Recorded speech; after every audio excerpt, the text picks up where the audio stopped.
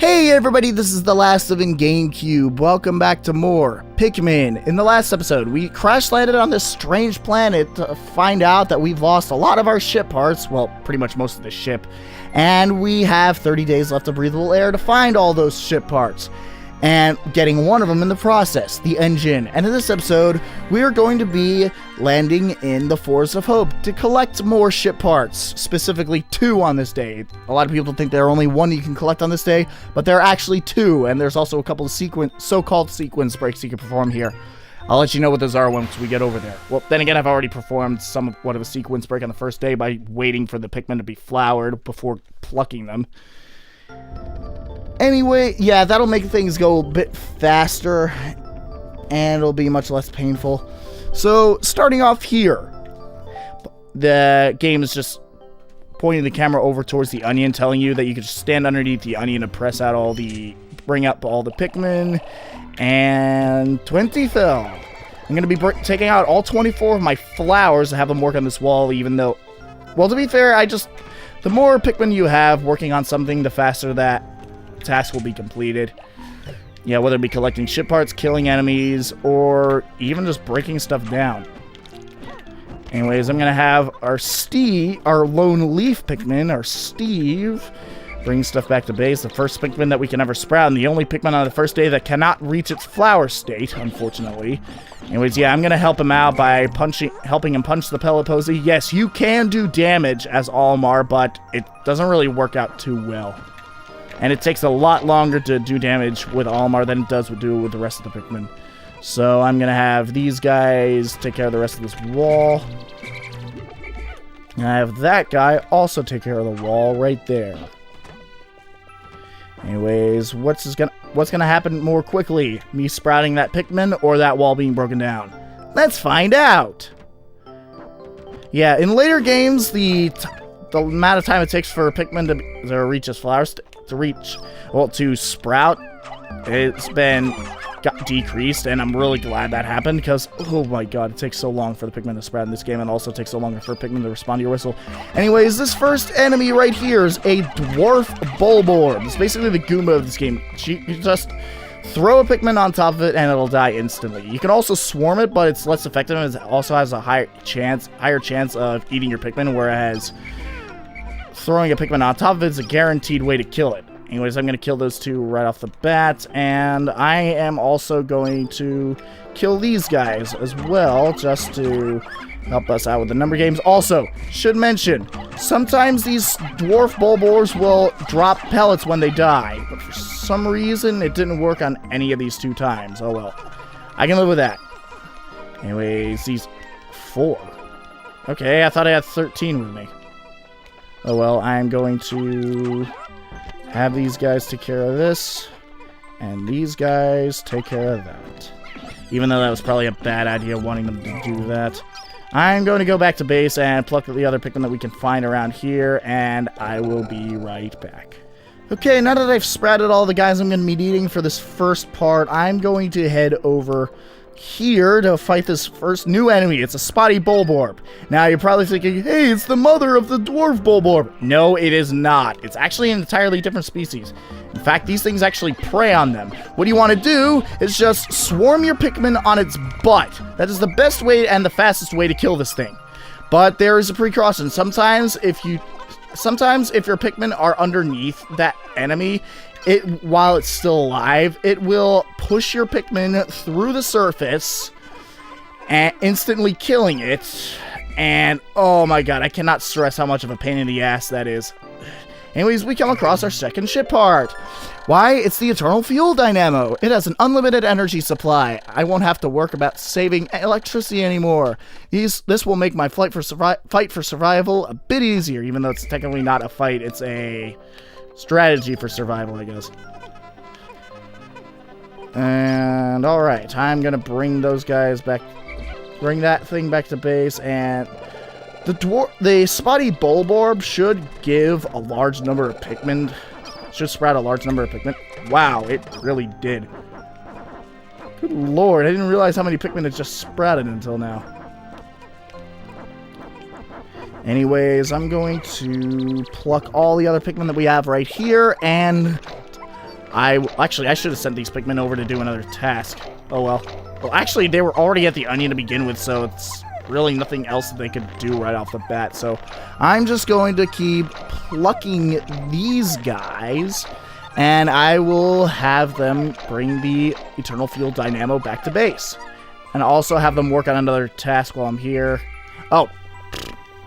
Oh, right. I brought a pellet back to base, and I don't know why it took so long for that thing to sprout. Okay, I've reached the Eternal Fuel Dynamo. I'm going to be having as many Pikmin carry this thing as I possibly can. Because, yeah, you are not limited to the number of Pikmin that shows that that are needed to carry it. In fact, the more Pikmin you have carrying something, the faster it'll go back to base. Anyways, Get up, Steve! Come on, I know you don't have very good motor skills, but still. Well, to be fair, if it tripped at base, it would be a lot more embarrassing. Anyways, going through here...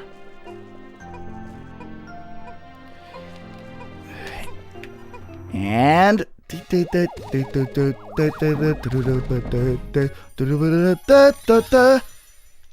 Hooray! The Eternal Fuel Dynamo. This should light things up. No more candles for me. And if you get 3 more ship parts, we can increase the ship's flying capabilities.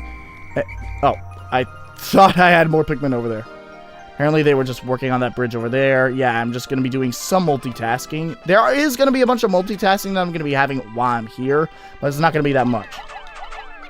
I'm just going to have those guys bring that back to base. I'm going to put the rest of these guys over here, though. And I'm going to have them fight that other Bulborb over there that's asleep. Now, if you can bring the troops closer to Olimar, you'll be able to throw your Pikmin a lot faster. A lot of speedrunners do that as well.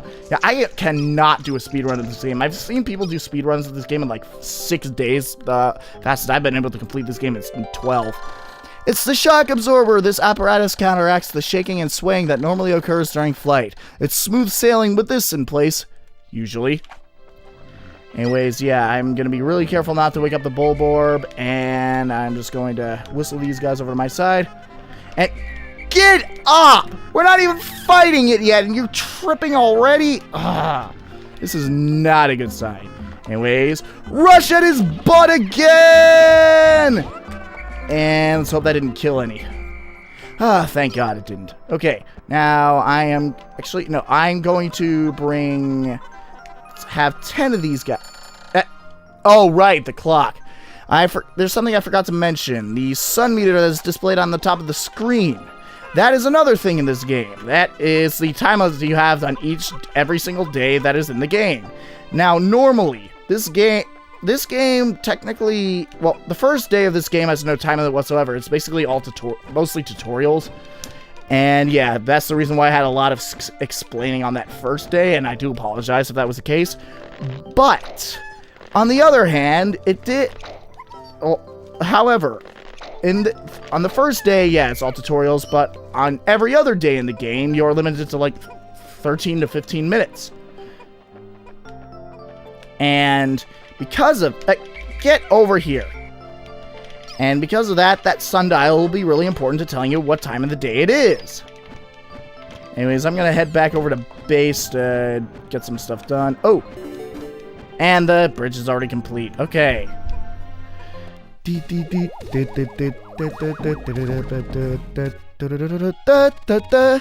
don't know why I like singing that, though. In fact, I made that song the Olimar's Victory theme in Project M, so...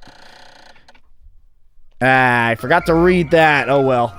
Well, I should let you know that it says something different when you bring it back to the ship than it does when you discover it. And, yeah, I wasn't able to say what it is. I'll probably... Nah, I'm not even going to read it up on screen. You'll probably just know what it says anyway, just by pausing the game. Anyways, oh, come on. I am going to... Well, because we got both parts done early, there's something else I want to do first. I want to bring these guys back to base because they're already finished. And get up! Pikmin trip so often in this game, it's not even funny. In later Pikmin games, they don't trip nearly as often. Well, in Pikmin 3, I don't think they trip at all. And what do you want to do? You see this grass over here. You want to have 5 of your flowers plucking it. And after a while swarming these Pikmin over here, you'll get... Seriously, nothing in the... I hate how sometimes in this game there will be nothing you see in the grass. If nothing happens in this patch of grass, I will be... Okay, good. This nectar over here. This is how Pikmin instantly mature into flowers. Another intriguing discovery. A local variety of grass produces a sort of yellow nectar. When the Pikmin drink this delicacy, they instantly mature into flowers. This apparent Pikmin flavor seems to be full of nutrition. Closer observation is needed to determine the strengths and peculiarities of these flower Pikmin. Anyways, yeah, sometimes the grass will not wield this nectar, but I can't believe the first patch of grass we've ever come across did not give any nectar at all. Oh well, I'll live with it. And are there any... okay, good. None of them tripped. At least I hope. And it's coming over here. We should be coming across... Oh, apparently not. I'm going to have them work on this, and technically I could go further on in this area today, but I want to save killing those enemies for the next day because there's something beyond those enemies that we have to take care of. And I'd rather not do that until a much later date. Okay, I was saving this day specifically for growing a single type of Pikmin. Well, growing my reds, not as necessarily a single type. There are going to be some days where I'm just going to be spending sprouting Pikmin of all types, or sprouting Pikmin of just one type.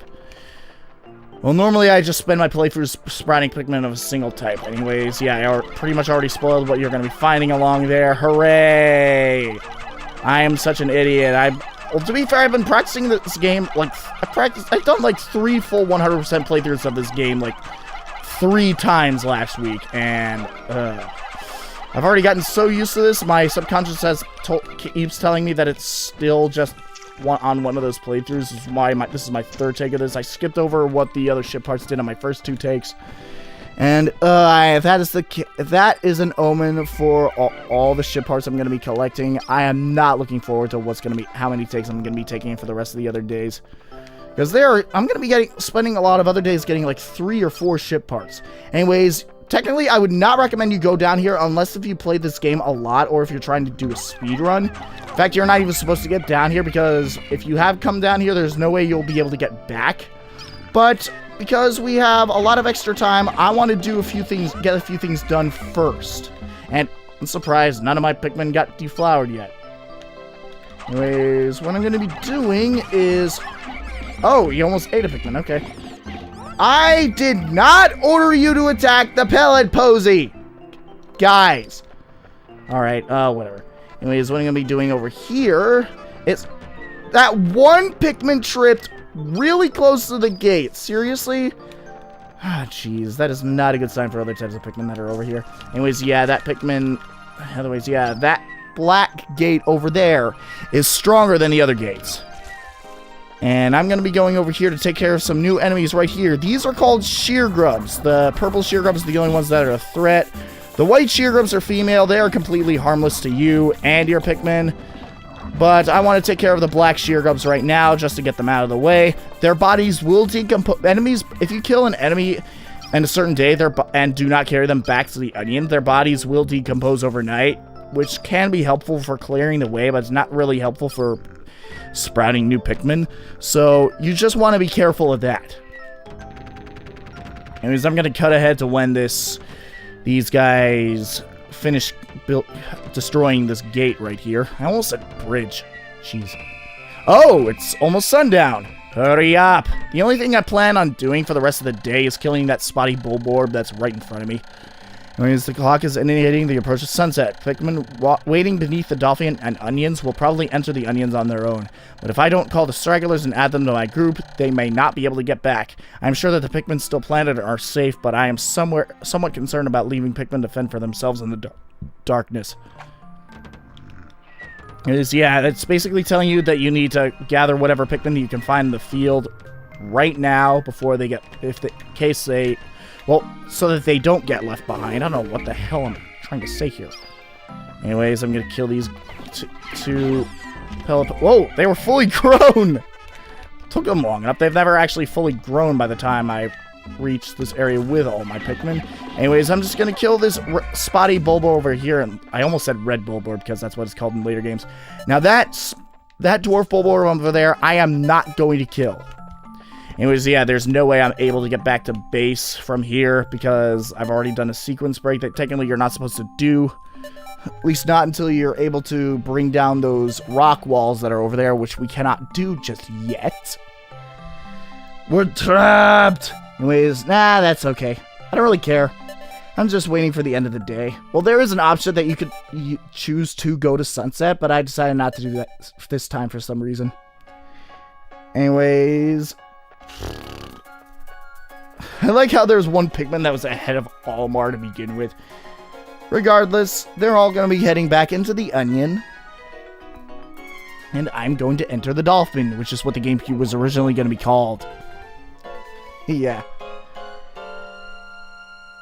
Anyways, lift off into the air. And haha, we didn't leave any Pikmin behind. Well, every single Pikmin that I spread in existence was in my squad at the same time. 2 days since impact. It appears that many of my ship's parts have landed in this region. If I can just recover the parts of my radar, I should be able to use my radar screen. How that would improve my chances. Then I'd only have to press Y to locate my parts. Yeah, we're going to be doing that in the next day, in case you couldn't figure that out. Yet, there seems to be many hostile life forms here. If I'm attacked and my spacesuit takes damage, I must return to my ship, stand in front of it, and press A to make suit repairs. As I explore, I must pay attention to my suit's damage meter in the bottom left corner of the screen. And we spread it 64. Yeah, it's not a bad day, I have to say. Well, I have gone through certain days where I sprouted more red Pikmin than I did today, but nah, I'll probably sprout the rest of those red Pikmin tomorrow. Well, you want to have at least 100 reds when you're playing a playthrough of this game. Maybe like 150 if you are not confident with your ability to fight the other enemies that you can find around here. Maybe 200 to be overkill, but yeah, there's no way you can raise 200 on these first 3 days. Alright, I am going to save and end off the video.